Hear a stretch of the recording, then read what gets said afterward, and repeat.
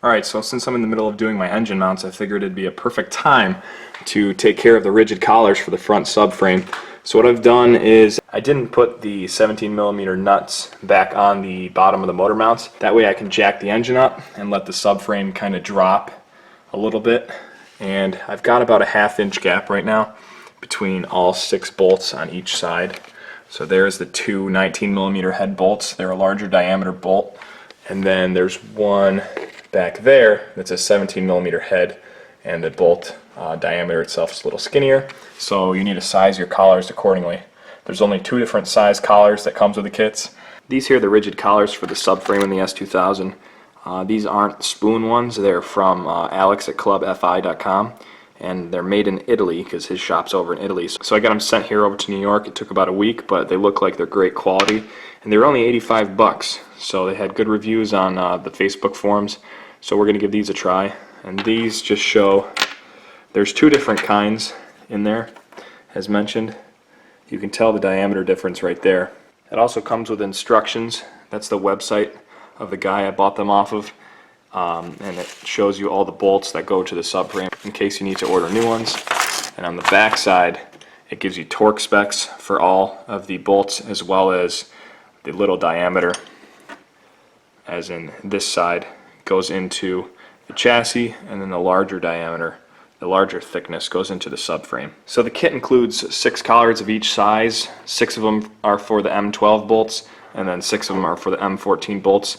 The M12 bolts have the 17mm head, and the M14 bolts have the 19mm head. So in the front subframe, you're going to need 2 of these, and then 4 of these, because the front subframe has 4 M14 bolts with a 19mm head, and only 2 of the M12 bolts with a 17mm head. So the remaining collars are going to be used in the rear subframe. Alright, so in order to install the collars, what you're going to want to do is lower the subframe just enough so you can fit the total width of this inside the crevice there, and then remove 1 bolt at a time. Right now I have the front bolt out. Right here it is. They're extremely long, as you can see. And place the collar according to the directions. We want the big diameter on downward into the subframe and the skinnier diameter into the chassis of the car. So they're going to drop in just like that. As you can see right there, I got the rigid collar in. And one thing to make sure you do is coat the rigid collar in anti-seize before you put it in there. Coat all the surfaces of it in anti-seize, and of course I got some with my fingerprints all over the subframe, but just clean that up after. And then you're going to reinstall your bolt, and make sure once you do this to all 6 corners that you align the subframe so that the collars go into the holes before you start torquing down the bolts. Alright, so I got all 3 collars in on the driver's side. Right there's the one that's furthest rear. It's currently sticking to the top of the chassis because the anti-seize lubricant is causing it to stick to the top.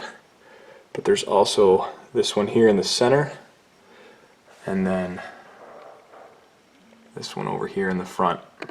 We're going to do the exact same thing to the passenger side, and then slowly raise the subframe, making sure all the collars slide into the subframe nicely, and then torque everything down to the manufacturer's spec. So the front subframe collars are already done, so we're going to move on to the back here. I've got the car supported with 4 jack stands on the frame rails right now, and so far in the rear I have lowered down the subframe probably just enough to get the collars in. There's 6 spots as well on the rear subframe, just like the front. So the remaining collars we have are 4 of the smaller diameter ones and 2 of the larger diameter ones. So there are 4 bolts in the rear subframe that are M12s and 2 that are M14s. The M14 bolts are right up front, right there. They hang a lot lower than the other 2. The other 2 are up here. That's an M12. And then the back one is just above the exhaust. I had to use a wobble socket to get on that with the stock exhaust. The stock exhaust loops kind of get in the way. But it's right back there is the other M12. So I've dropped both sides about a little more than a 1/2 inch of clearance between the bolt holes. And we're going to go ahead and use the same method as the front. We're going to put never seize on each collar. Take 1 bolt out at a time and slide the collars in. Reinsert that bolt, and then bring all 6 bolts up evenly and make sure the collars line up. Just to review the instructions, the installation is the same as the rear for both subframes. So you're going to want the larger diameter of the collar into the subframe and the littler diameter into the chassis. So when you look at the collar, the bottom diameter is larger than the top, so that's the side you want to go down into the subframe with. These are the larger collars for the M14 bolts, so we're going to do the front ones up here first. And I already test fit to make sure I had enough gap, so I'm going to be able to slide these in with no problem. Again, if you guys want to order some of these yourselves, here's his contact information. It's alex@clubfi.com, and there's the website. Alright, so all the subframe collars in the rear subframe are installed, and we're all complete here. I torqued the M14 bolts down to 80 foot-pounds. The manufacturer rating is 73, I'm pretty sure, on the rear. And then the M12 bolts, the manufacturer rating is 43 foot-pounds. I torqued those to 50, just a little extra to give me a little peace of mind. But everything seemed to line up nicely. All I had to do was kind of shimmy the subframe back and forth a little bit, making sure all the collars lined up before I tightened down all the bolts. Just be very careful when you do that so you don't crush a collar when it's not aligned to the hole.